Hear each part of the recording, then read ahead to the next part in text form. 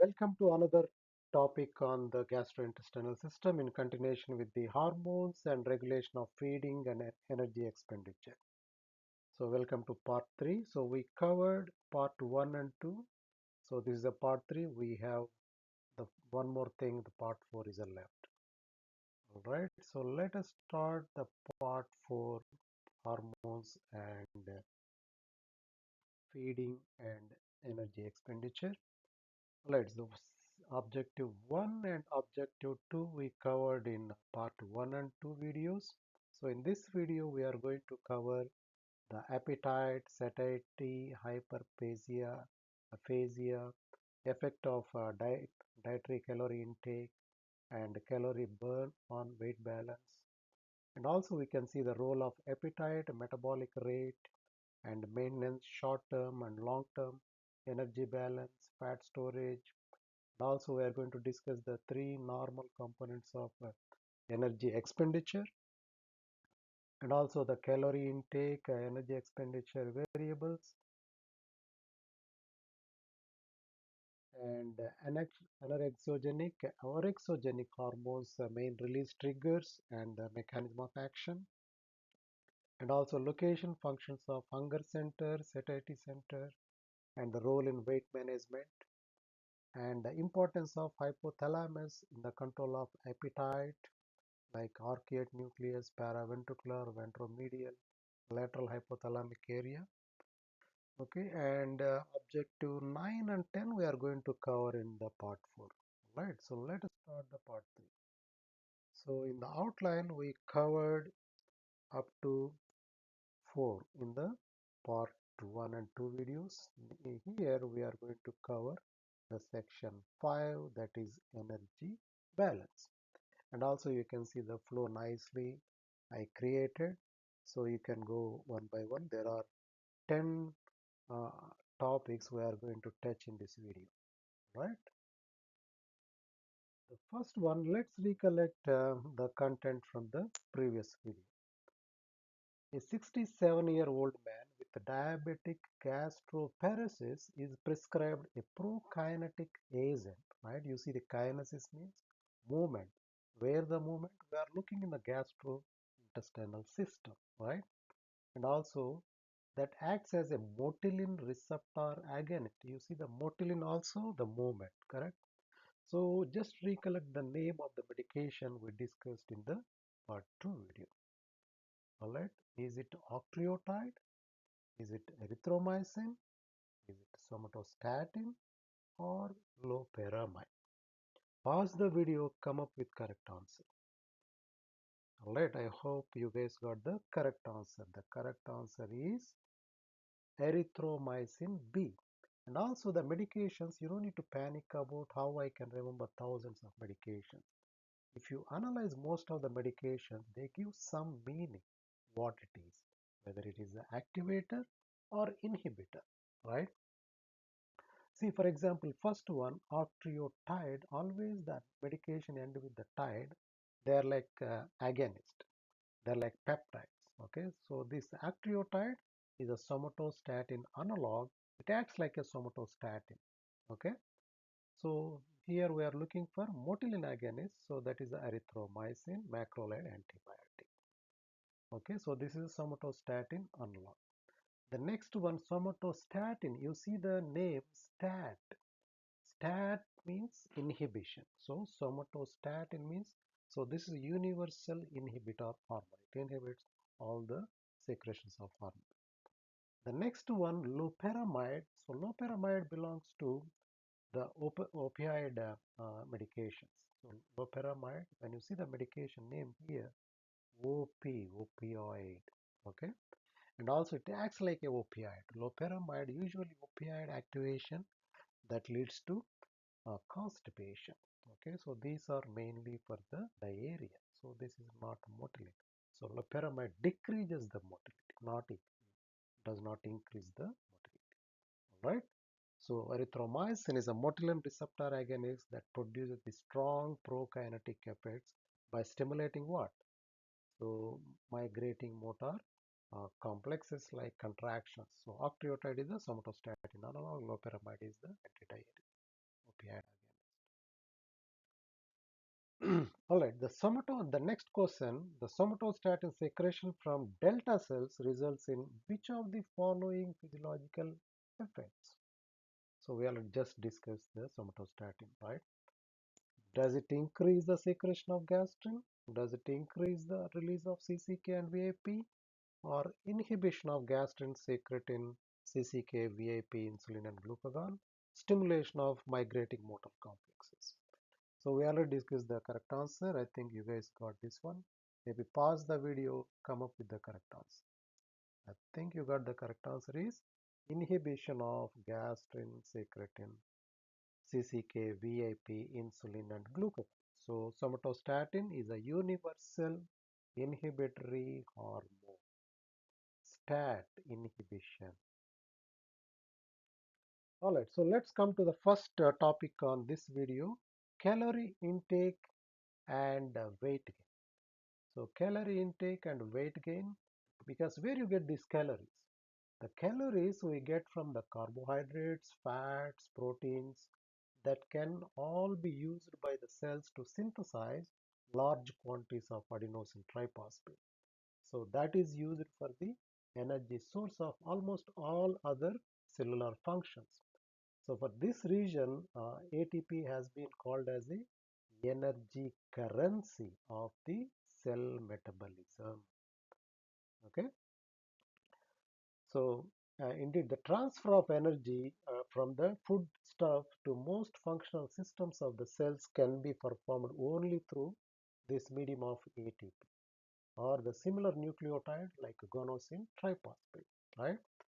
So how the carbohydrates produce energy? So by mainly utilizing the glucose in the cell cytoplasm, the anaerobic process of glycolysis, the cell mitochondria, the aerobic citric acid cycle, they produce ATP. Whereas the combustion of fat acids, they may use the cell mitochondria by beta oxidation, right? Whereas the combustion of proteins, that requires the hydrolysis to their component amino acids and degradation of amino acids into intermediate compounds of citric acid cycle, then to acetyl CoA and carbon dioxide, right? Then what is the metabolic rate, right? So the metabolism, the body simply means that all the chemical reactions, the cells of the body or metabolic rate is normally expressed in terms of the rate of heat liberation during chemical reactions.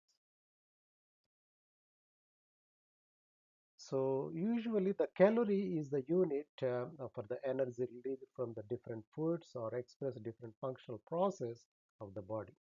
So normal adult body weight like 70 kg, when they lie in the bed like without doing anything, they consume 1650 calories approximately, right? Whereas a man sits in the chair, some little activity without exercising, it needs 2000 calories. If the daily energy requirement for sedentary man, approximately 2000, right? So whenever you take a more calorie, so when you eat more, what happens? Your body uses, so that is a total energy expenditure, total energy expenditure, TE, right? So when you eat more than what you use, then you gain the weight, right? And you gain the fat that leads to obesity, correct? So that's what, when you calorie intake and energy uh, consumption, if it is equal, then it is energy balance. So if you have a more calorie intake, less energy production, then you may have weight gain. So ideal energy balance, the calorie intake equal to the energy production, right? So whereas the less energy, more production, that leads to weight loss. When the person want to do diet and weight loss, so then they have to reduce the calorie intake, increase the consumption, like more physical activity, right? So then they lose weight. Simple. So when you see all these uh, the calories from various sources like carbohydrates and fat and lipids, So the fat is the highest one. So that is the fats are 9 calories per gram, whereas the proteins and carbs 4 calories per gram, right? So why the energy stored in the fat? Because you need the less space, right? So you can store a lot of energy. That's what the energy, excess energy stored in the form of fat, not like utilize the carbohydrate, right? So when you see the energy expenditure, the majority of energy expenditure at the basal metabolic rate, resting metabolic rate, approximately 50 to 70%. Whereas the thermic effect of food is around 8%, and if you the physical activity, that may go like 20 to 35%, right? So here is the how you can burn your calories, right? So when you see the in the gym, the people they use a lot of the staircase exercise. Why? Because it is the highest calorie consumption. If you do 1 hour of the staircase exercise, you lose almost 1100 calories. That is equal to 1 hour running of 5.3 miles. All right. So that is an effective method to burn your calories. So when the talk about the total energy, total daily energy expenditure, TEE or TDEE, represents the total calorie burn per day. So this is can be divided into three parts. So one is the uh, basal metabolic rate and energy, uh, thermic energy expenditure and physical activity energy expenditure. All right. So first talk about the basal metabolic rate. So that contributes around 50 to 70% of total energy expenditure. Okay. So that means the energy required to maintain vital body functions at rest in the post-absorptive state. And this is BMR also equals to RMR. RMR little bit approximation, maybe plus or minus 10%. To BMR is exact numbers, right? So what are the major determinants? So one is a fat-free mass. So especially the organs, skeletal muscles, they are powerful predictors for the resting metabolic rate or BMR. And the age, the once the BMR decreases with the once the age advances, and the sex, the females with the lower BMR because they have low muscle mass than men, and the genetics, there are several hormones, sympathetic tone also contributes to the BMR. So what's the clinical relevance? So especially the individuals with high muscle mass, they have high BMR, whereas a low muscle mass while aging and activity, that reduces the resting metabolic rate, so that lose they get easy weight gain. All right. When you see the percentage of whole body energy expenditure here, so the brain almost 20% energy expenditure, the skeletal muscle 22%, the liver is 21%, right? Even though the brain and liver contribute smaller than the skeletal muscles, but they consume almost 40% together, right? So that means so it is not depends on the size, right?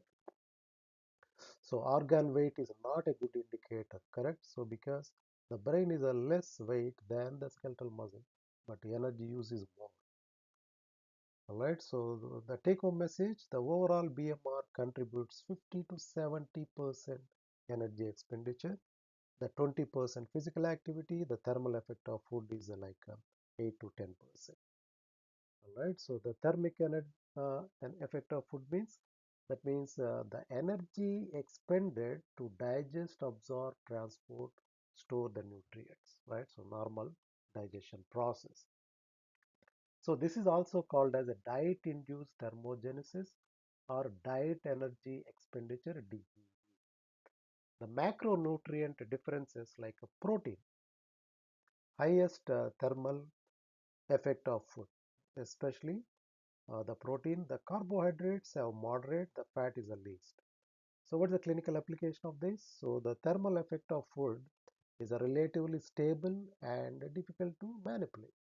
So high protein diet slightly increases the thermal effect of food, but not dramatically enough to drive major weight loss.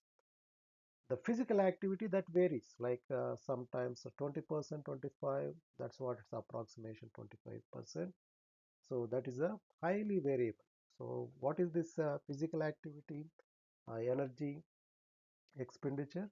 So here the energy used for all physical activity, including exercise, non-exercise, so like fidgeting, posture, daily movement, everything. So what are the key determinants? The skeletal muscle mass. When you have more muscle, you can do more exercise, right? So more weight loss programs, correct? If you don't have a proper skeletal muscle, you cannot do a lot of things, correct? So the clinical application, the physical activity, most variable. It can increase dramatically with the structured exercises, and non-exercise thermal non-exercise activity thermogenesis. So difference between individual can account for hundreds of calories per day. The summary: the basal metabolic rate count for the total energy expenditure 50 to 70%, thermal energy of food 8 to 10%, physical activity 25%. All right. So next talk about the satiety and hunger center. Hunger is associated with the craving for food, right? And several other physiological effects such as rhythmic contractions of the stomach and restlessness, which cause the person to seek food. Person appetite means is a desire for food, often a particular type or useful to choose the quality of food to be eaten. The quest for the food is successful, the feeling of satiety occurs. So each of these feelings is influenced by environmental and cultural factors as well as physiological controls that can influence specific centers of the brain, especially hypothalamus. So the centers that control appetite and feeding behavior are located in the hypothalamus. Alright, so the satiety center, which inhibits appetite even in the presence of food, is located in the paraventricular nucleus of the hypothalamus. And the feeding center, hunger center, is located lateral hypothalamus. The information feeds to these centers through the arcuate nucleus of the hypothalamus. Okay, so satiety center, so that means anorexia, right? Loss of appetite. So that is located paraventricular or ventromedial nuclei. The neurons are POMC, alpha MSH binds to MCR receptors, MC4 receptors. So that is a anorexogenic pathway. That means decrease hunger, decrease food intake, and increase energy expenditure. Anorexia means loss of appetite. Where a hunger center, feeding center, means increases appetite or exogenic, located in lateral hypothalamus. What are the neurons involved here? So NPY and agouti related peptide. So that increases the appetite, food intake, decrease energy expenditure. So here you can see. So this is the arcuate nucleus send the signals, especially when you have a stimulus like a ghrelin, like you need to eat, greedy, ghrelin, greedy. Remember ghrelin, greedy, growth like that, right? So ghrelin stimulates the feeding center. Where is the feeding center? Lateral hypothalamus. How it is connected? Neuropeptide Y, agouti related peptide, right? So the ghrelin stimulates the rexogenic signaling, stimulates the neuropeptide Y, agouti related peptide, stimulates the lateral hypothalamus, increases appetite, increases food intake, decreases the energy expenditure. Whereas anorexogenic, that is a satiety center, so that is the stimulus is the leptin and insulin. So they mainly through the POMC neurons, alpha MSH binds to the MC4 receptors, stimulates the paraventricular nucleus. So that cause anorexia, decreases the appetite, decreases food intake, increases the energy expenditure. All right. So that's a very brief, nice picture from the Costanzo.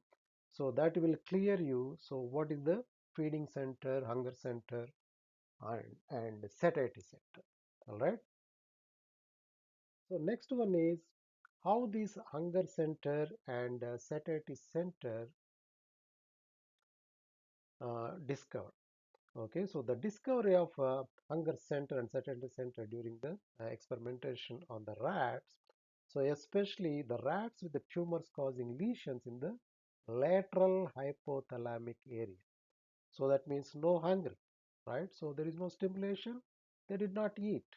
Did not eat means aphasia means not able to eat, right? So no hunger, aphasia. Irrespective of whatever food you keep, like burgers, McDonald's, everything like donuts, right? They don't eat, despite of losing weight, because lack of desire of food, right? So that is called progressive inanition, a condition characterized by marked weight loss, muscle weakness, decreased metabolism, right? So that is a lesion in the lateral hypothalamic area.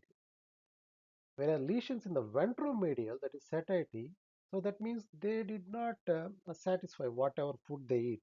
They eat continuously, right? So that is a hyperphagia. So that leads to weight gain, right? So if you see the rats with the lesion in the lateral hypothalamic area, aphasia, loss of weight, lesion in the ventromedial, hyperphagia, obese. And what are the signals that affect the hunger and food intake, the short-term control?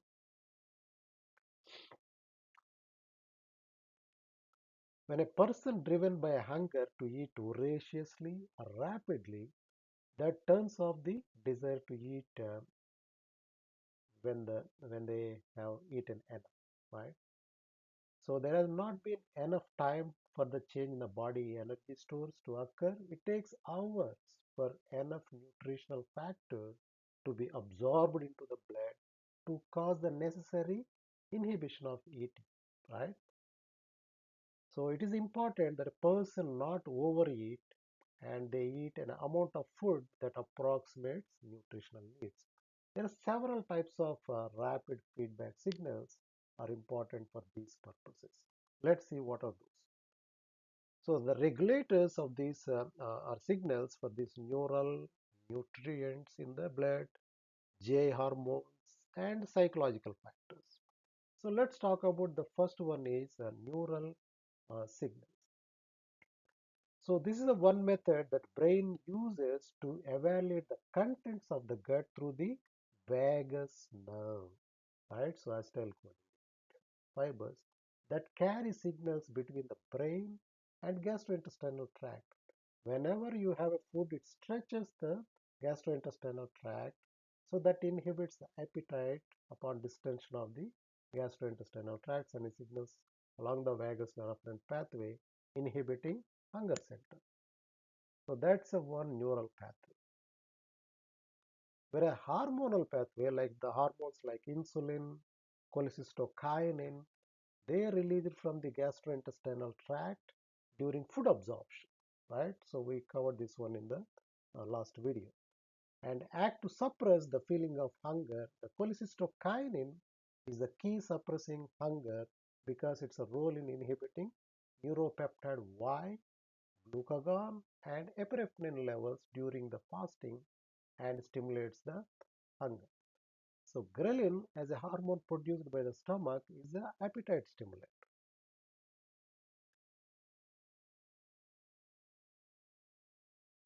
And psychogenic, the psychologic means the linking, like palatability. So there are two psychological processes that appear in the regulating short-term food intake, right? So what are those? The palatability, if you see the, if you like, if you appearance of the taste of the food or smell of the food, so you want to use it. So when you use the same food repeatedly, then you lose it, the interest, correct? The wanting, motivation, when you see the ad like the Burger King or some other restaurants, right? So the food is a very looking good, then you're craving to get that food. So if you get that food like multi continuously, then you lose that interest, right? So that psychological stimuli to food intake, right? The next one is the long-term food intake and how these signals affect the hunger, right? So the long-term food intake, mainly the signals regulates the body weight over two to from the days to weeks. So especially the reflecting the total energy stores, especially adipose tissue mass. Okay, so long term means days to weeks. That's the most important, the time, and especially it reflecting on depends on the adipose tissue mass, because so these signals help the body to maintain a stable weight by adjusting energy expenditure, appetite, and metabolic rate. The long term signals scale with the body fat levels. More fat, stronger satiety signals. Less fat, the weaker satiety signals increase appetite and reduce energy expenditure. And another factor, the brown adipose tissue activation. So this is usually present more in the childhood. So when the age advances, it's going to decrease, right? Because the BA, the brown adipose tissue, contain a lot of mitochondria, so that may perform non-shivering thermogenesis. So that burns a lot of calories as a heat. And also the leptin released from the white adipose tissue, and that activates the brown fat, increasing energy expenditure. We are going to uh, detailedly explain in the next video about the leptin, other some other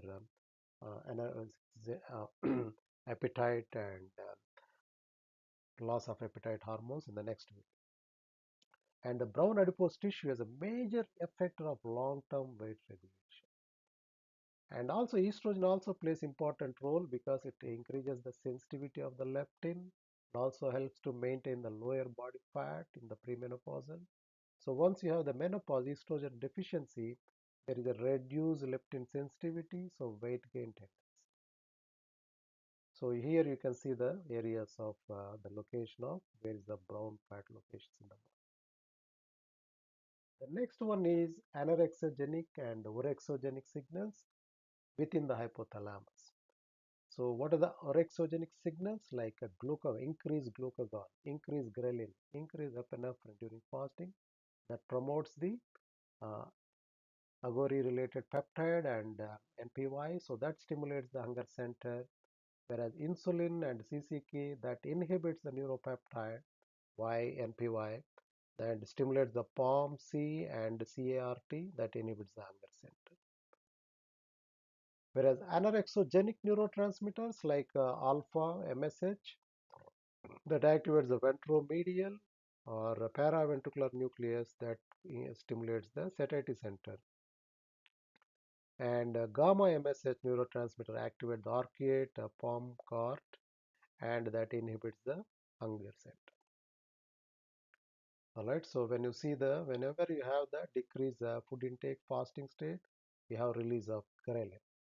So ghrelin promotes the AGRP, agouti-related peptide, and NPY, neuropeptide Y, so that increases the orexogenic, increase the hunger, and decreases the energy expenditure. Whereas the insulin inhibits the AGRP and NPY, so it inhibits the hunger center. Insulin activates the POMC cart and decreases the hunger and increases the energy expenditure. The next one is how hormones produced by the hunger center. So hunger center, we know that the lateral hypothalamic area is the primary brain hunger center. So whenever it is activated, there are two key neuropeptides, that is the melanin concentrating hormone MCH, orexin hypocretin. So activation of lateral hypothalamic area, it leads to increased hunger, decreased metabolic rate. Whereas a melanin concentrating hormone, that is MCH, the major actions increase hunger, increase sleepiness. So MCH neurons are active especially during REM sleep. So what is the role in the energy balance MCH? So it promotes the feeding behavior, contributes positive energy balance that leads to weight gain tendency. Whereas orexins, there are two forms. Orexin we called hypocretin. Orexin A, hypocretin 1, orexin B, hypocretin 2. So what are the actions of orexins? They stimulates the arousal and hunger, increases the sympathetic activity, activates the brown adipose tissue, so that increases the thermogenesis. Overall net effect of orexin and MCH, there is an increased appetite, decreased metabolic rate, and energy conservation until the food is uptake. So the hunger center simultaneously inhibits the satiety center, like decreases the POMC and CORT activity, decreases TRH release from the hypothalamus, decreases TSH, decreases thyroid hormones, so finally decreases the basal metabolic rate. All right, so this is a picture we explained. The next one, satiety center peptides or hormones from the ventromedial hypothalamus. So here what happens when activation of the satiety center, the ventromedial hypothalamus, so that leads to decreased hunger, anorexia, decreased food intake, loss of appetite, increased metabolic rate. So what happens when you have lesions in the ventral medial hypothalamus? We saw in the rats, right? So that leads to hyperphagia, obesity. So anorexogenic neuropeptides mediate the ventromedial hypothalamus effects. Those are like mainly POMC derived alpha melanocyte stimulating hormone, alpha MSH. So these POMC neurons in the arcuate nucleus projecting the ventromedial and paraventricular nucleus. So that acts via alpha MSH. So alpha MSH actions, alpha MSH binds to MC4 receptors in the ventromedial hypothalamus, that leads to strong anorexogenic, that is loss of appetite, increase energy expenditure, decrease food intake, anorexia. So clinical relevance, if you have mutations in the MC4R, that may severe early onset of obesity. So they don't get the satiety, they may have obesity, right? So leptin stimulates the POMC neurons, increases the alpha MSH. So whereas a CART, cocaine amphetamine regulated transcript, so that co-expressed with the POMS neurons, so this mainly potent satiety signals, inhibits the NPY AGRP neurons, enhances MSH signaling, so that it synergistically work with POMC, suppresses the appetite.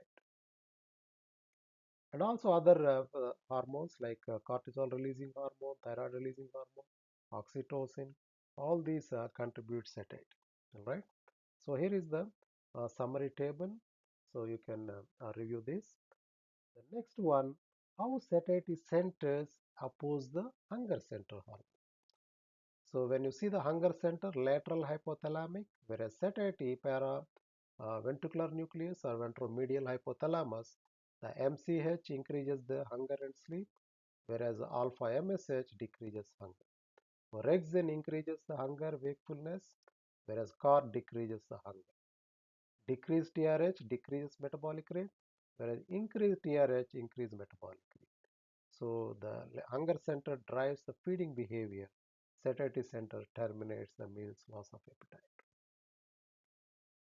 And the last component in our video, the anorexogenic or orexogenic agents. So this is a kind of summary, right? So like orexia means the increased appetite, increased food intake that leads to weight gain, right? So orexogenic means appetite forming. So major orexogenic hormone, ghrelin. Ghrelin, remember, greedy. right? So greedy for ghrelin secreted by the stomach, especially during fasting. So how it works? It stimulates the NPY, AGRP neurons, strongly increases the hunger center lateral hypothalamic area, and also ghrelin peaks before meals and falls after eating, right? So whereas anorexogenic means decrease appetite, right? So decrease food intake and that leads to weight loss, right? So anorexogenic means without appetite forming. So hormones that suppress this feeding by activating POMC cork neurons or inhibiting NPY AGRP neurons. So which are the anorexogenic? The leptin, PYY, insulin, gastric inhibitory peptide, GLP-1, CCK, amylin, oxyntomodulin, and little bit from bombesin and somatostatin. So these are the anorexogenic compounds. So we are going to study in detail in the next video about the leptins, PYY, oxyntomodulin, and amylin and other hormones. The summary quiz: which combination correctly lists three hormones associated with the satiety center activation? So once the satiety center activation, so which combination? These are hormones. Ghrelin is the satiety center, alpha MSH CORT CRH, ghrelin NPY AGRP, orexin TRH EMCH. Pause the video, come up with the correct answer. I think you got the correct answer. That is the alpha MSH CORT and CRH, right? So whereas a ghrelin and orexin, so these are the hunger center, not satiety. Right, so here is my references. So we'll be continued in the part 4, that is the last part of the this topic. See you guys. I hope you guys learned something. Thank you.